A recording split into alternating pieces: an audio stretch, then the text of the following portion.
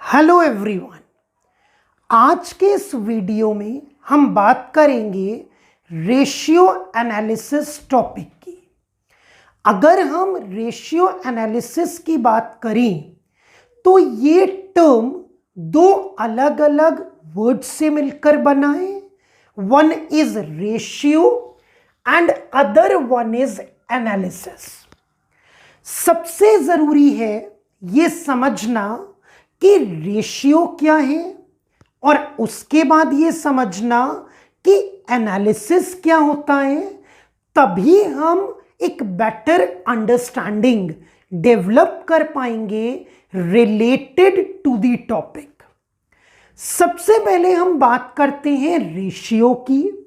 Ratio एक mathematical concept है जहां पर हम करते क्या है, बेसिकली दो अमाउंट्स, दो फिगर्स जिनका मेजरिंग यूनिट सेम होता है, उन दो अमाउंट्स के बीच का मैग्नीट्यूड या रिलेशनशिप को चेक किया जाता है कि एक फिगर, एक अमाउंट दूसरी फिगर या दूसरी अमाउंट के कंपैरिजन में कितनी है।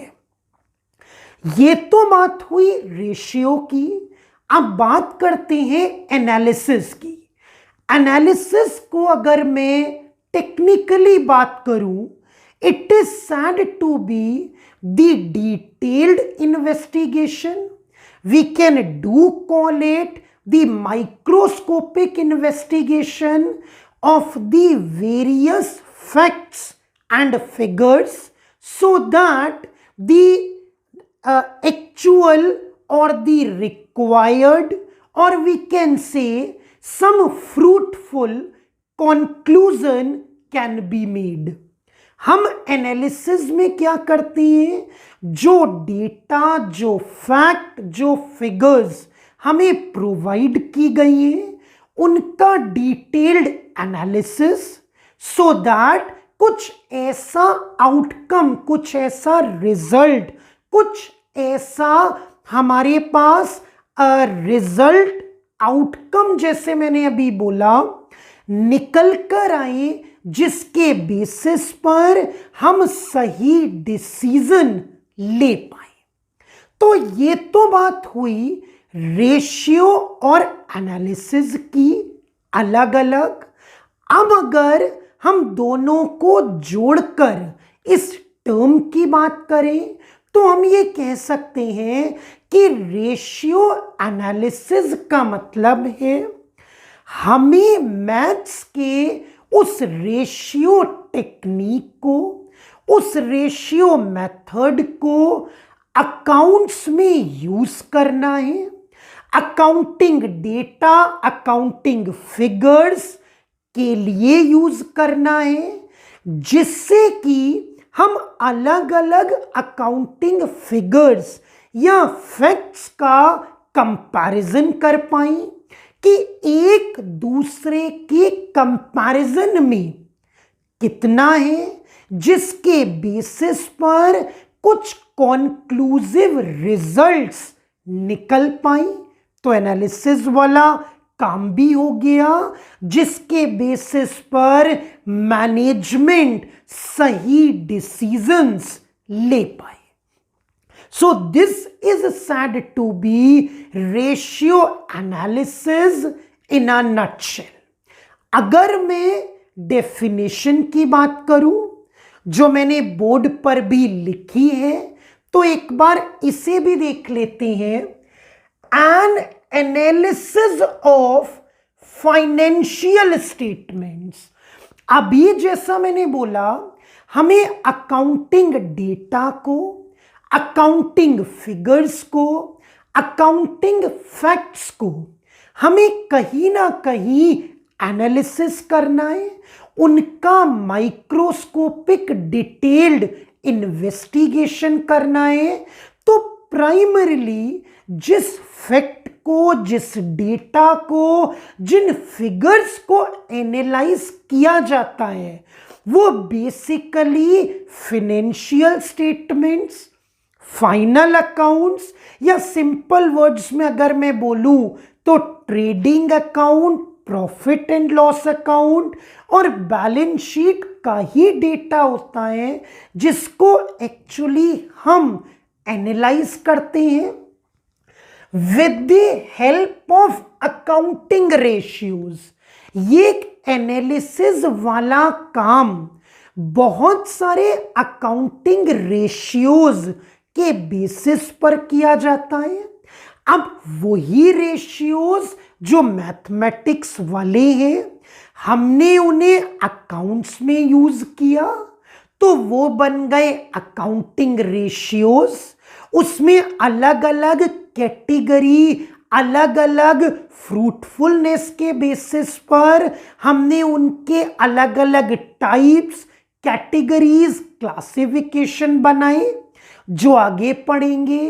तो उन पैरामीटर्स पर, उन बेसिस पर जब हम अकाउंटिंग फिगर्स, उस डेटा का जो फाइनेंशियल स्टेटमेंट्स हमें देती हैं, प्रोवाइड करती हैं, जब हम उनका एनालिसिस करते हैं सो दैट कुछ ऐसा आउटकम निकल कर आए जिसके बेसिस पर मैनेजमेंट डिसीजन ले पाए। जैसा मैं बार बार बोल रहा हूं, we call this concept as ratio analysis. तो मेरे ख्याल से हम रेशियो एनालिसिस अब समझ चुके हैं। अब हम बात करते हैं रेशियो एनालिसिस के आगे के बारे में, जहां पर जैसा मैंने अभी बोला हम बात करते हैं क्लासिफिकेशन ऑफ रेशियोज की, टाइप्स ऑफ अकाउंटिंग रेशियोज की। तो अगर मैं टाइप्स या क्लासिफिकेशन की बात करूं तो हमने 4 कैटेगरीज में इन्हें डिवाइड किया है। फर्स्ट कैटेगरी लिक्विडिटी रेशियोज की है।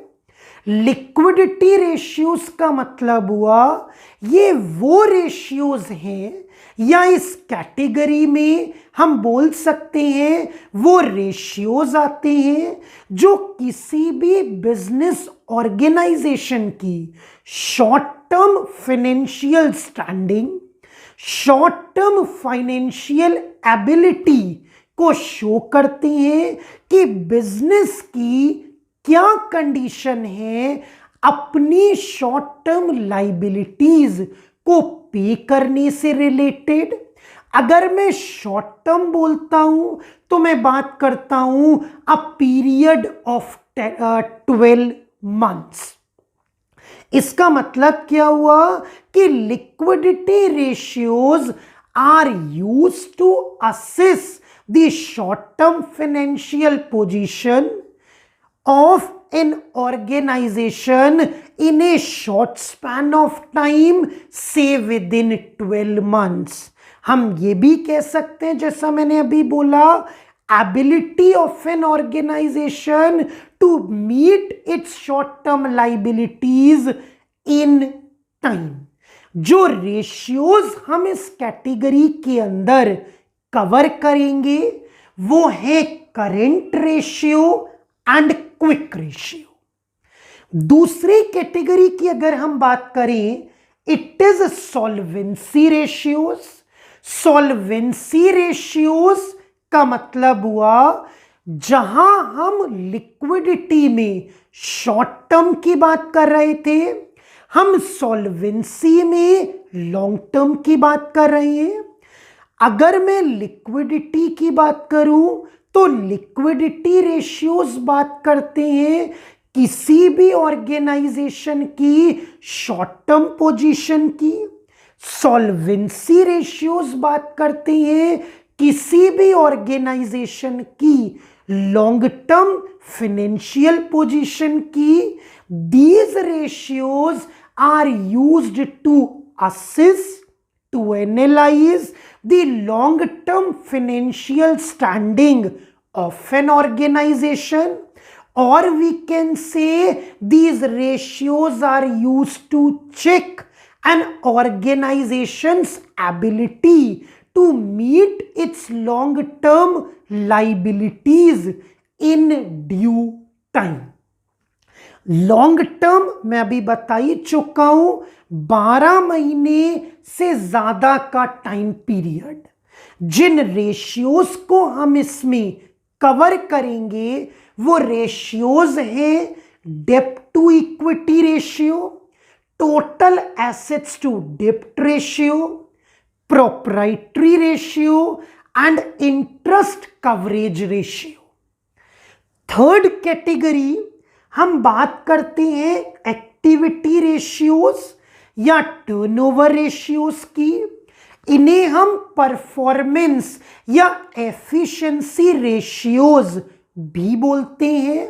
These ratios are used to check the efficiency of an organisation, या हम ये भी बोल सकते हैं कि ये रेशियोज ये चेक करते हैं कि किसी भी बिजनेस ऑर्गेनाइजेशन में उसकी रिसोर्सेज क्या इफेक्टिव और एफिशिएंट तरीके से यूटिलाइज हो रही है या नहीं हो रही।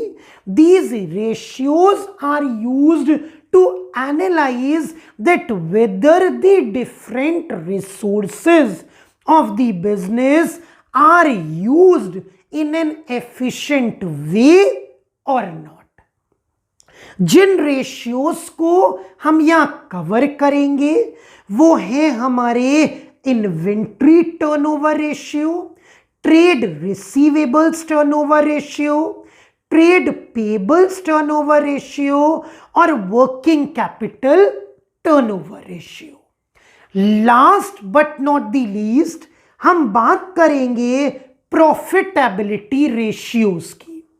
अगर मैं प्रॉफिटेबिलिटी रेशियोज की बात करूं तो ये रेशियोज किसी भी बिजनेस ऑर्गेनाइजेशन की प्रॉफिट अर्निंग कैपेसिटी को चेक करते हैं, आइडेंटिफाई करते हैं, कैलकुलेट करते हैं।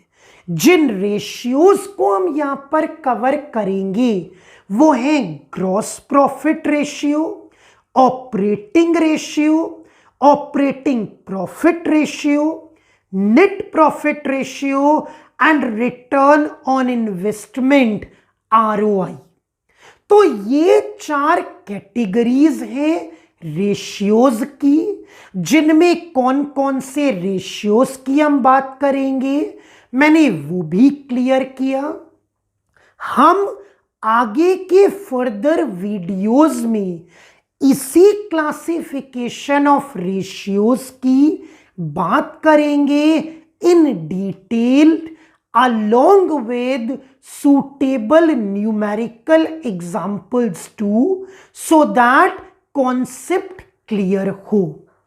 तो I request everyone to please like, subscribe and share the video, जिससे कि आगे की वीडियोस की जानकारी आपको तुरंत मिल पाए।